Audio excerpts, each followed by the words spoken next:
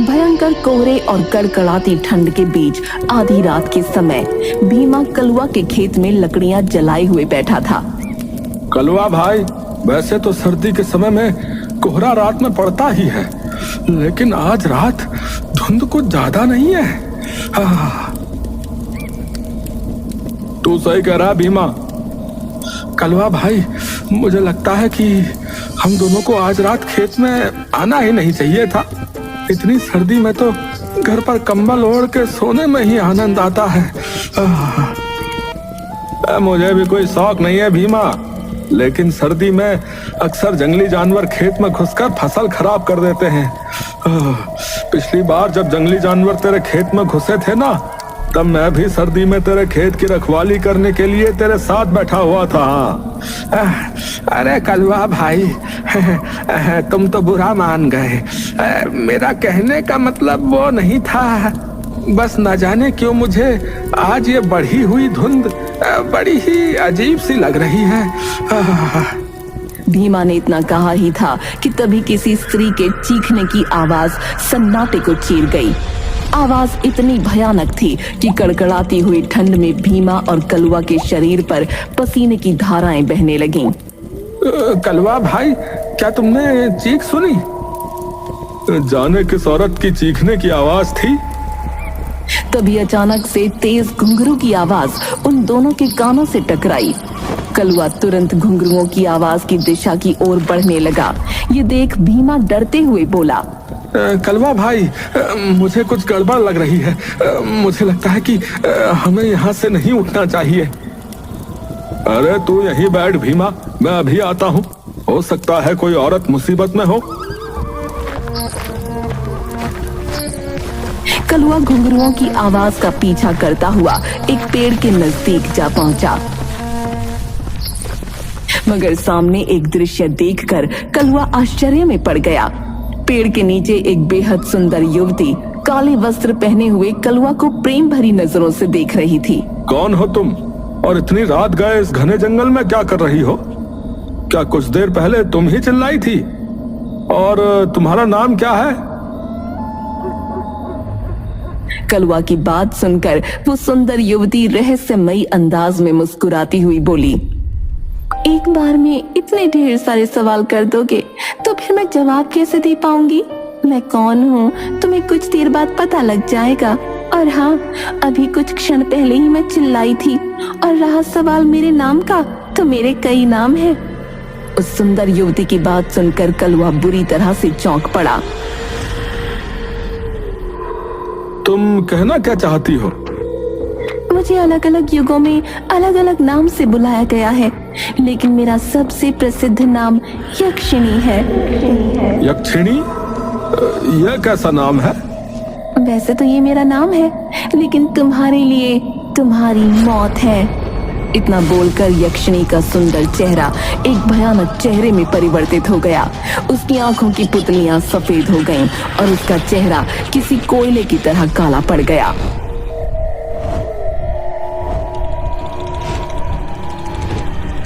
अचानक यक्षिणी ने अपने पंजे कलवा के सीने में गाड़ दिए। कलवा की दिल दहला देने वाली चीख जंगल में गूंजने लगी। कलवा की चीख सुनकर भीमा बुरी तरह से घबरा उठा। ये तो कलवा भाई, ये तो कलवा भाई के चीखने की आवाज है। इतना बोलकर भीमा कलवा की चीख की दिशा की ओर दौड़ने लगा। कुछ ही देर में भीमा ने देखा कि कलवा की लाश झाड़ियों में पड़ी थी।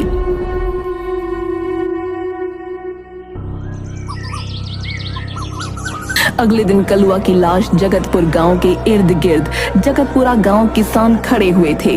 उनमें जगतपुर गांव का ठाकुर विक्रम भी था। ठाकुर विक्रम डरे हुए भीमा की ओर देखकर बोला, जहां तक मुझे पता लगा है तो तुम अपने मित्र कलवा के साथ उसके खेत की रखवाली कर रहे थे, और तुम कह रहे हो कि तुमने देखा ही नहीं कि तुम्हारे मित्र को कौन मार कर चला गया। ठाकुर साहब, मेरी बात का विश्वास कीजिए। मैं और कलवा बातें कर रहे थे कि तभी हम दोनों के कानों में किसी औरत की चीख टकराई। चीख सुनकर जो है कलवा भाई चीख की दिशा की ओर चल पड़े। मैंने ऐसा करने के लिए मना किया लेकिन वो नहीं माने और जो है कुछ देर बाद कलवा भाई की चीखें मेरे कानों में टकराई और जब मैं दौड़ते हुए पहुंचा तो मेरे सामने कलवा भाई की लाश पड़ी हुई थी।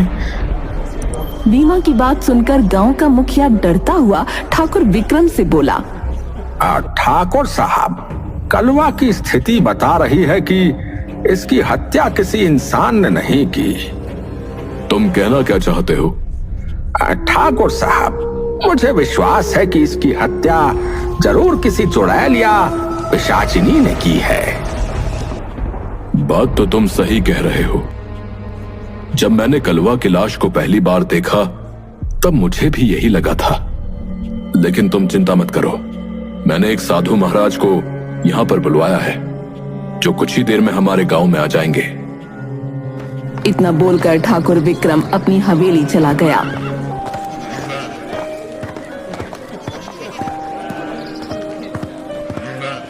ठाकुर विक्रम को चिंतित अवस्था में देखकर उसकी पत्नी रुक्मणी उससे बोली, आपके चेहरे पर ये चिंता की लकीरें क्यों झलक रही हैं? ठाकुर विक्रम सारी घटना बताते हुए बोला, रुक्मणी, कलवा की जिस तरह से हत्या हुई है मुझे शक है कि यह हत्या किसी चुड़ैल या पिशाचिनी ने ही की है। आपकी बात सुनकर तो मुझे बहुत डर लग रहा है। हमारा बड़ा बेटा बलदेव भी यहाँ पर नहीं है। बलदेव को तो मैं समझा समझा के थक गया हूँ रुक्मणी। पता नहीं वो अपनी जिम्मेदारी कब समझेगा। इतना बोलकर ठाकुर विक्रम अपने कमरे की ओर बढ़ गया। ठाकुर विक्रम अपने कमरे के अंदर घुसा ही था कि तभी उसके कानों में किसी लड़की की मधुर आवाज टकराई। कैसे हो ठाकुर? तुम्हारे चेहरे पर ये गुस्सा अच्छा नहीं लगता। आवाज सुनकर ठाकुर विक्रम ने चौंकते हुए जैसे ही पलटकर देखा तो वो आश्चर्य में पड़ गया। उसके सामने एक सुंदर युवती खड़ी थी। कौन हो तुम और तुम मेरे कमरे में कैसे आई?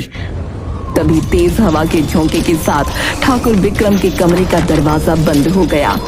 ये देख ठाकुर विक्रम बुरी तरह से डर गया। तुम तो ठाकुर हो, तुम्हारे ऊपर डर शोभा नहीं देता। मैं वही हूँ जिसने कलवा को मौत के घाट उतारा। विश्वास करो, उसका ताजा खून इतना स्वादिष्ट था, अभी भी उसके खून का जायका मेरी जुबान पर है। अब देखती हूँ तुम्हारा खून कैसा है, लेकिन तुम्हें मरने से पहले मैं तुम्हें बता देती हूँ कि मैं कौन हूँ। मुझे यक्षिणी कहते हैं। इतना बोलकर यक्षिणी का चेहरा फिर से भयानक चेहरे में परिवर्तित हो गया। कुछ ही देर में ठाकुर विक्रम की चीखें हवेली में गूंजने लगीं। यक्षिणी ठाकुर विक्रम के शरीर का सारा खून पीकर काले धुएं में परिवर्तित होकर वहां से गायब हो गई। अपने पति की चीख सुनकर रुक्मिणी जैसे ही अपने कक्ष में आई, अपने पति की भयानक अवस्था में पड़ी लाश को देखकर बेहोश हो गिर पड़ी।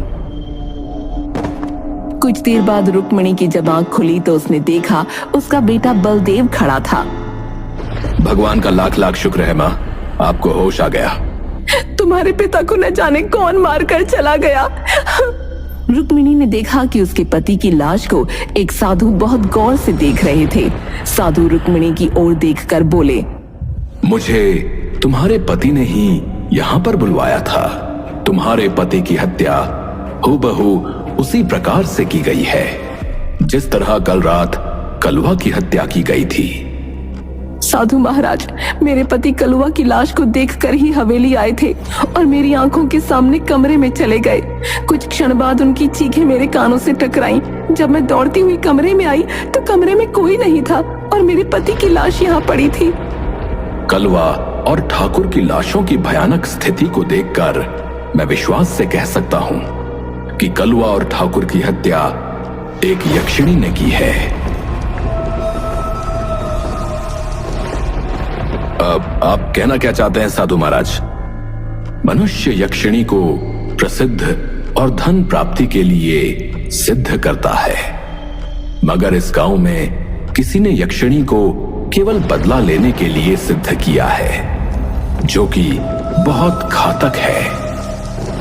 कलवा की हत्या हो जाना और तुम्हारे पिता की उनके कक्ष में ही हत्या हो जाना आने वाले भविष्य के लिए अच्छे संकेत नहीं हैं। तो फिर कुछ कीजिए साधु महाराज, आप तो पहुंचे हुए साधु हैं। यक्षिणी का अंत करना इतना आसान नहीं होता बच्चा। सबसे पहले हमें उस व्यक्ति का पता लगाना होगा जिसने यक्षिणी को सिद्ध किया है।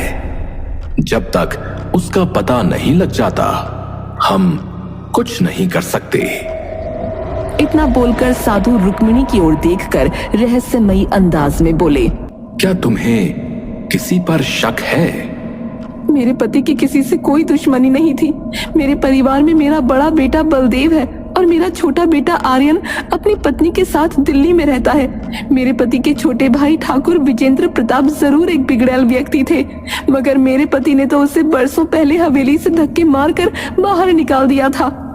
यक्षिणी की साधना किसने की है, इस बात का पता लगाने के लिए मुझे एक यज्ञ करना होगा। मैं वही करने जा रहा हूं। अपने पिता के बाद तुम ही इस गांव के ठाकुर हो, इसलिए गांव के लोगों के जान माल की जिम्मेदारी अब तुम्हारे ऊपर है।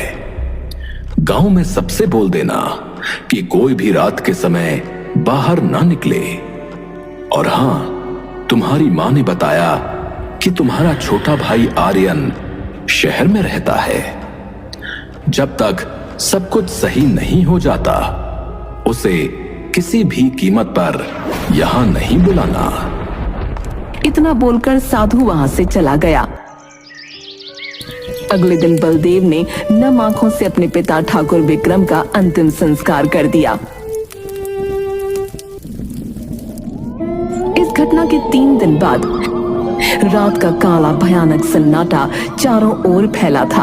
आर्यन एक घने जंगल में खड़ा हुआ हक्का बक्का इधर उधर देखते हुए अपने आप से बोला, मैं तो अपने कमरे में सो रहा था, फिर मैं अचानक जंगल में कैसे आ गया? तभी आर्यन के कानों में किसी स्त्री का भयानक घुर्राहट भरा स्वर टकराया। कड़कड़ाती हुई सर्दी में आर्यन का शरीर पसीने से नहा गया। आर्यन कांपते हुए अपने आप से बोला, अरे, इतनी भयानक आवाज किसकी है? तभी आर्यन को महसूस होने लगा जैसे कोई उसे देख रहा है।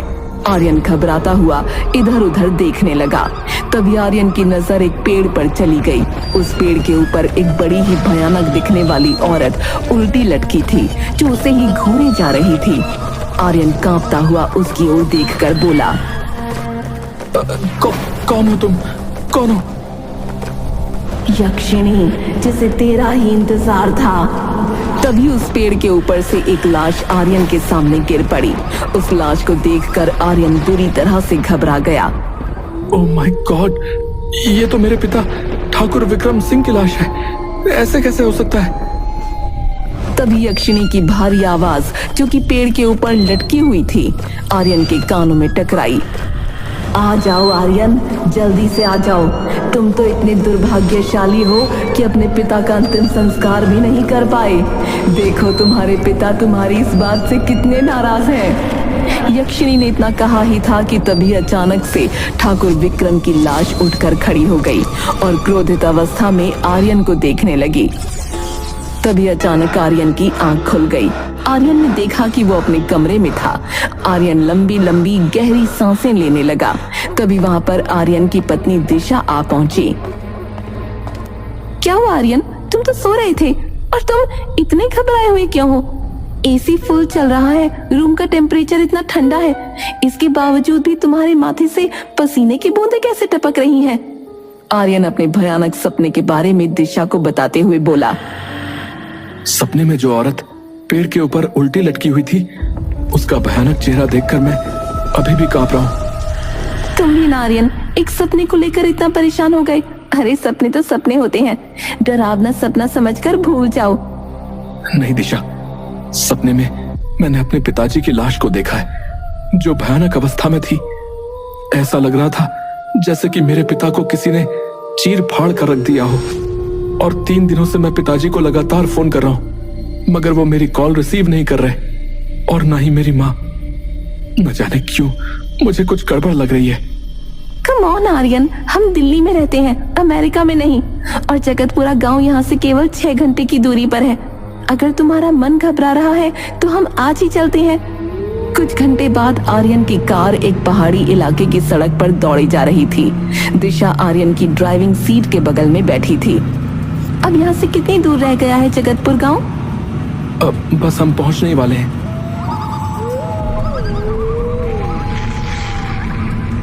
तभी एक बूढ़ा व्यक्ति आर्यन की कार के सामने आकर खड़ा हो गया। आर्यन तुरंत कार को ब्रेक लगाता है। चाचा जी, ये क्या हरकत है? आपको क्या लगता है कि मुझे पता नहीं है? पिताजी ने मुझे बताया था कि आपने उनकी संपत्ति में हेरा फेरी करके सारा पैसा अय्याशी में उड़ा दिया और पिताजी ने आपको धक्के देकर हवेली से बाहर निकाल दिया।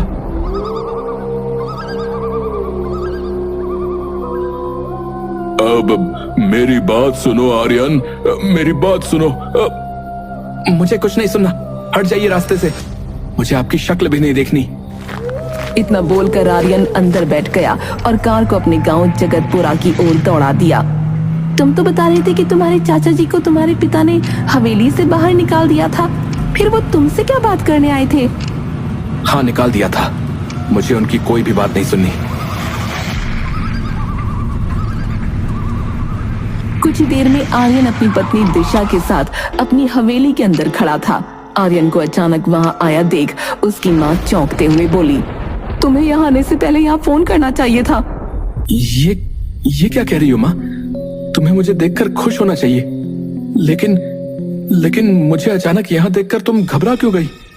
आर्यन, अभी और इसी समय शहर वापस लौट जाओ।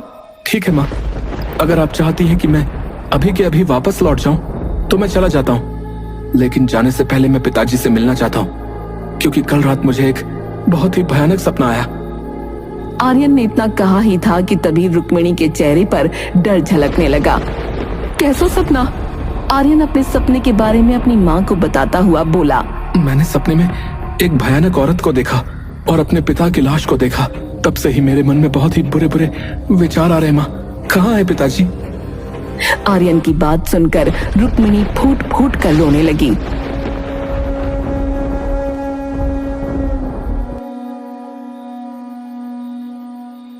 आर्यन, तुम्हारे पिताजी 3 दिन पहले इस संसार को छोड़कर चले गए। किसी ने उनकी बड़ी ही बेदर्दी से हत्या कर दी। ये सुनकर आर्यन और दिशा बुरी तरह से चौंक गए। ये क्या कह रही हो माँ? पिताजी की किसी ने हत्या कर दी और पिताजी 3 दिन पहले ही इस संसार को छोड़कर चले गए, पर आपने मुझे बताना तक गवारा नहीं समझा। साधु महाराज बोलकर गए हैं कि इस गांव में कोई भी सुरक्षित नहीं है। हमने इसी डर से तुम्हें यहाँ नहीं बुलाया। बेटा, खतरा अभी भी टला नहीं है। वो भयानक बला अभी भी इस गांव में टहल रही है। तुम यहाँ से अभी वापस चले जाओ। तभी आर्यन को कुछ याद आ गया। माँ, यहाँ आते वक्त मेरी कार के सामने अचानक चाचा जी आकर खड़े हो गए थे। मुझे तो तुम्हारे चाचा जी पर ही शक है आर्यन, क्योंकि वही तुम्हारे पिता से बहुत ज्यादा जलते थे। तभी वहां बलदेव आ पहुंचा। बलदेव के आते ही दिशा रहस्यमयी अंदाज में रुक्मिणी से बोली, सुना है कि यक्षिणी जिसके पीछे पड़ जाती है वो चाहे कितनी भी कोशिश कर ले, यक्षिणी उसका पीछा नहीं छोड़ती। अगर यक्षिणी आर्यन को मारना चाहती है तो उसे मरना ही होगा। ये सुनकर रुक्मिणी और आर्यन बुरी तरह से चौंक पड़े। अचानक दिशा का चेहरा यक्षिणी के भयानक रूप में बदल गया। कौन हो तुम? मूर्ख इंसान, तुझे क्या लगता है कि शहर से यहाँ तक तेरी पत्नी साथ आई है? तेरी पत्नी को तो मैं कल रात में शहर में ही मार चुकी हूँ। चाहती तो तुझे भी मार सकती थी, लेकिन मुझे आदेश दिया गया था कि तुझे उस व्यक्ति की आंखों के सामने मारा जाए जिसने मुझे सिद्ध किया है। आखिर किसने तुम्हें सिद्ध किया है? तभी वहां पर वो साधु आ पहुंचा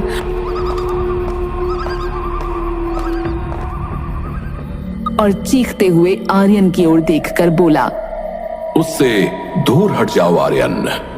यक्षिणी को सिद्ध किसी और ने नहीं बल्कि तुम्हारे भाई बलदेव ने किया है। बलदेव की आंखों में क्रोध झलकने लगा और वो चीखते हुए बोला, हाँ, मैंने किया है, क्योंकि आर्यन मेरा सगा भाई नहीं है और ना ही रुक्मिणी मेरी सगी माँ।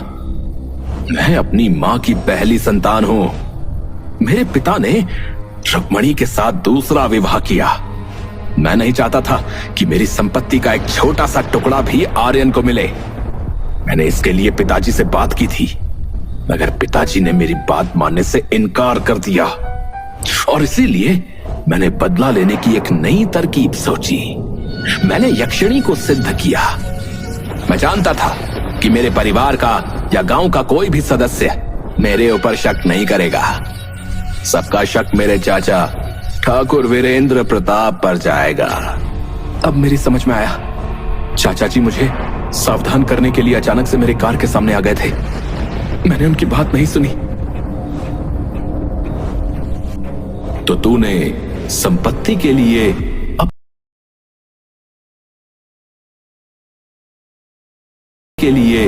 अपने पिता की जान ले ली।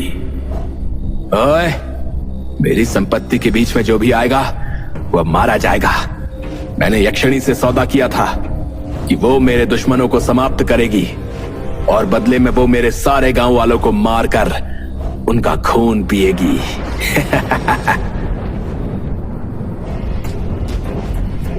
ये गांव यक्षिणी की संपत्ति नहीं है। तुझे इसका अंजाम भुगतना पड़ेगा।